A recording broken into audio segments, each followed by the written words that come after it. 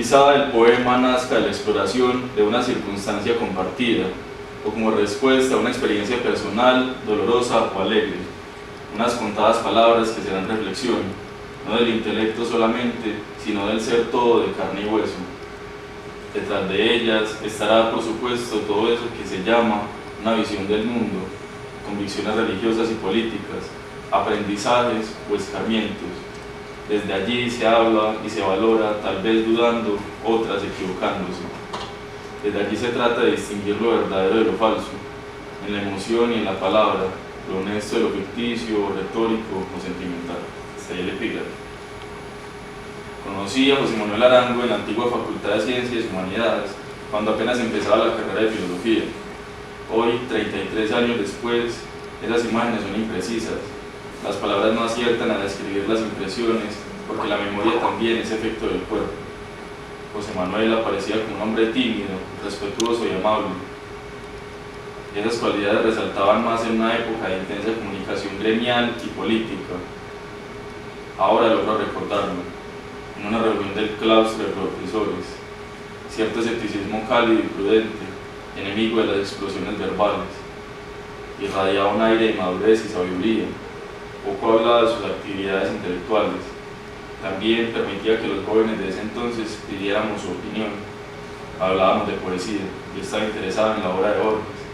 Entonces él me daba su opinión sobre algunos libros, e incluso una vez comentamos un poema. Ahora, la nave de la memoria llega a la revista Cuarimántima. Eso mismo me enseñó que el deber del intelectual es la divulgación. Apuntaló mi fe en estas instituciones intelectuales.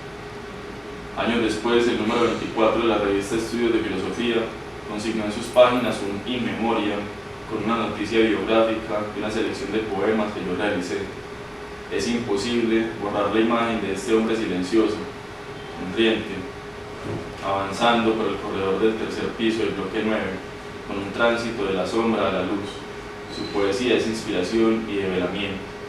Cuando fumaba, las volutas de humo lo envolvían como en un ceremonial. Su mirada se tornaba triste, nunca le oí hablar del pasado. Otros tuvieron ese privilegio. También recuerdo que el día de su muerte supimos que algo inefable se iba de la universidad. Sí, lo decían rostros atónitos de César Hurtado, de Guillermo Melo, entre otros.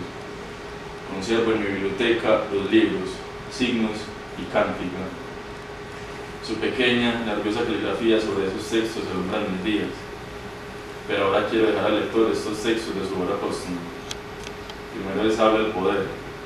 Lo que importa, una ostra más, una ostra menos, también tú eres una calavera más, una calavera de más. Dice el amante, este es tu cuerpo, tuyo, ajeno y tuyo, y esta tu piel tatuada de estrellas diminutas que se abrirán aromas en la caricia, la piel que se hace tuya y sola, y este mi cuerpo, mío, ajeno y mío, esta armazón que anda dulcemente pesa, el que engendró mi padre con gemido, el que mi madre dio desnudo y claro, polvo heredado, huesos heredados, suelos. Muchas gracias. Una mirada concentrada es un fruto difícil de alcanzar. Quien mira con atención elogia la vida, la asimila bajo imágenes destacadas, que no surgen por simple acumulación de visiones, sino que son labradas con la búsqueda de la perspectiva y las palabras. Un poeta que nombra los paisajes construye una mirada, solo suya, que rescata el mundo de una manera nueva y no forzada. La poesía de José Manuel Arango es un ejercicio detallado de observación. Su mirada se posa sobre las cosas hasta llegar a la imagen íntima, que va abriendo paisajes desde lo más pequeño hasta lo más extenso. Sus libros, Este lugar de la noche, Signos, Cántica, Montañas, sumando los otros poemas y los poemas póstumos, crean distintos paisajes, territorios donde la mirada alcanza un nuevo motivo para que el poema nazca. En primer lugar, entonces, están las pequeñas cosas. Buscar las cosas con afán con la rapidez de la imagen y la superficialidad, son acciones que sintetizan la precariedad de la mirada. Quien todos los días ve el mismo amanecer carece de sentido de asombro, no por carencia, sino por falta de trabajo. Insistir en una imagen, un paisaje, por ejemplo, contiene el propósito del comienzo. La mera visión capta algunos rasgos de las cosas. El comienzo es otro, no está dado. Se debe procurar con la fijación hasta que las cosas empiecen a decir algo más de lo que son y se amplíen para ser mencionadas. Una acción de iniciación es fijarse en la mano, ponerla frente a los ojos y detallar el cuerpo propio. La mano que acaricia, que lanza la piedra, que señala el vuelo del pájaro, que avisa la cercanía de la lluvia. Es la misma que conserva la memoria. Una y otra vez la mano que toma los objetos, que abandona lo que nombra propio, que cierra la puerta donde dormimos para el amor. La mano que pasamos diariamente por el rostro se asemeja a la mano del Padre. Guarda la forma del recuerdo familiar y nos identifica con esos otros que llevamos sin medir su cara.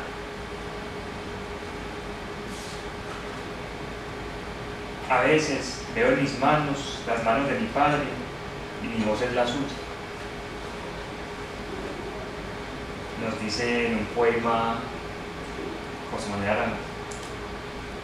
Un pequeño signo de pertenencia nos une con quienes fueron presencia. Por relación de las formas vemos algo más que una simple mano, que la dureza de la piel o la fuerza de los dedos. Quien ve sin premura reconoce la abundancia de la imagen, que siendo la misma en un primer momento cambia con cada nuevo acercamiento de la mirada. Abrir los ojos y disponerlos naturalmente para captar el afuera. Es la naturalidad a la que se llega sin medir la intensidad o calcular la concentración de los ojos. La naturalidad pretendida se parece a la función del recuerdo. Surge en la inmediatez de una sensación y trae un elemento del pasado. El recuerdo se impone, no necesita ser convocado. Su aparición exige nombrar la imagen tal y como se presenta. Paraíso, infancia vuelta a encontrar al morder una fruta en su labor olvidado. En su sabor olvidado. La fruta retorna sin ser forzada. Vuelve la sensación y se supera una grieta del olvido. Lo que se reconstituye acrecienta la imagen propia. La cadena de eventos que, por mínimos que sean, son una explicación de la vida. Lo que retorna natural es nombrado con precisión, sin ningún deseo de vulnerar su retorno. Su aparición novedosa para una conciencia que había perdido su registro. El poema captura, nombra la imagen conservando el valor de su aparición. En este caso, abrir los ojos se identifica con una apertura del momento de retorno, cuando el recuerdo nos regala la sensación lejana. El poema entonces hace las veces del movimiento de abrir los ojos y recibe el recuerdo en su claridad. Distinta es la labor de ir por el recuerdo, procurar, como en el poema Insomnio. Toda la noche el viento ha golpeado en la ventana, toda la noche pasada en vela, tratando de recordar un rostro. El rostro no llega, no acude al llamado que se hace. El recuerdo no llega natural, parece perdido definitivamente.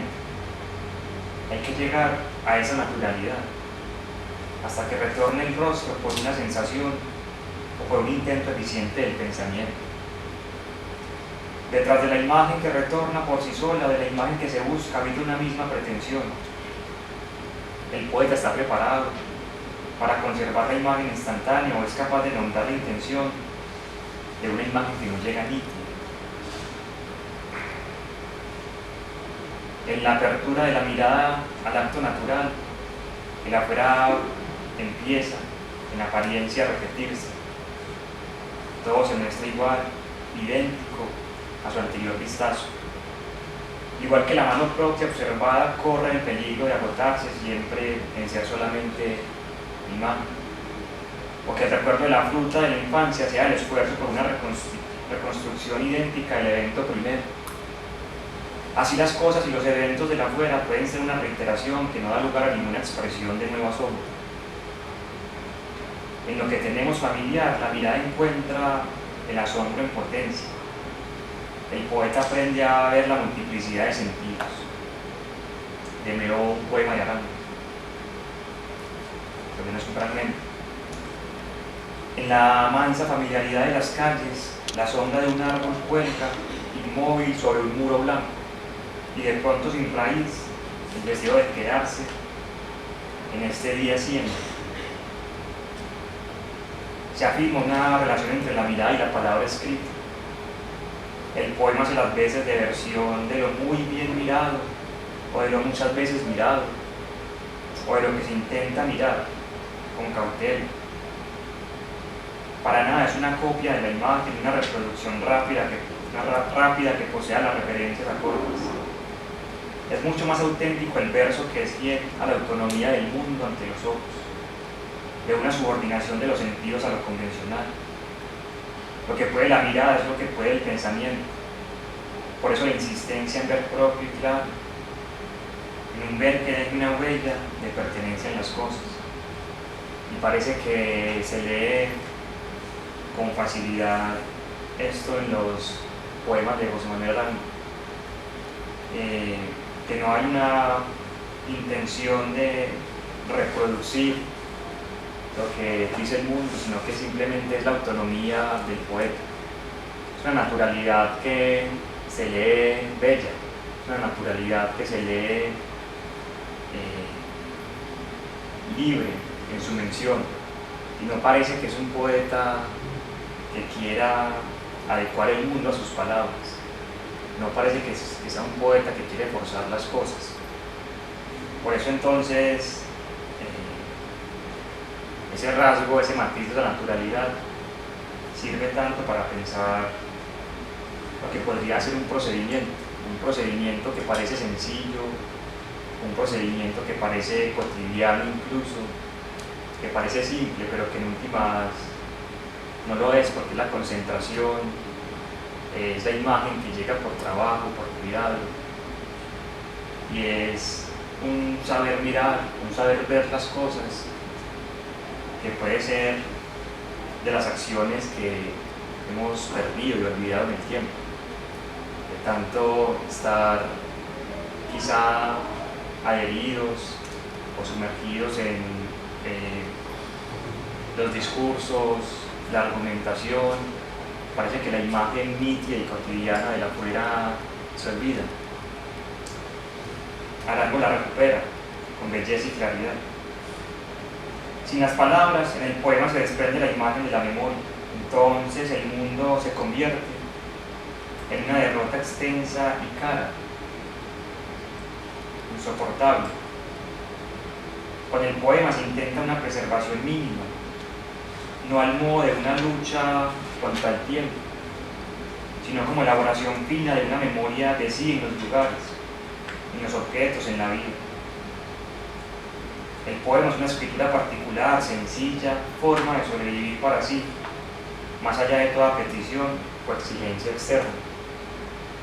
Por lo menos, como lo menciona Arango, se escribe una efímera palabra y se hace sobre el cristal empañado, que no es ninguna certeza de perdurabilidad. El poema pasa como la vida, pero su intento sencillo es grande para salvar la conciencia de vivir, gracias a la mirada detenida que ha abierto sus ojos para captar y escribir el mundo. La escritura. La noche, como un animal, dejó su vaho en mi ventana. Por entre las agujas del frío miro los árboles. Y con el empañado cristal, con el índice escribo esta efímera palabra. Lo que capta la mirada y pasa por el pensamiento se concentra en la mano.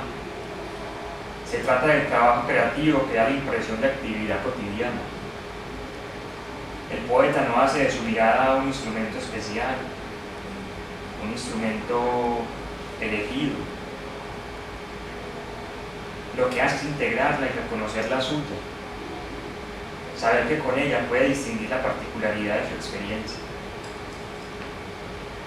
En la mano que escribe el poema están los ojos que han vencido su costumbre de no ver las cosas, de pasar ignorantes y sin oficio ni compromiso con las palabras. En el poema ya hay un movimiento de la mirada que advierte la necesidad de ver y escribir sin temor a lo efímero.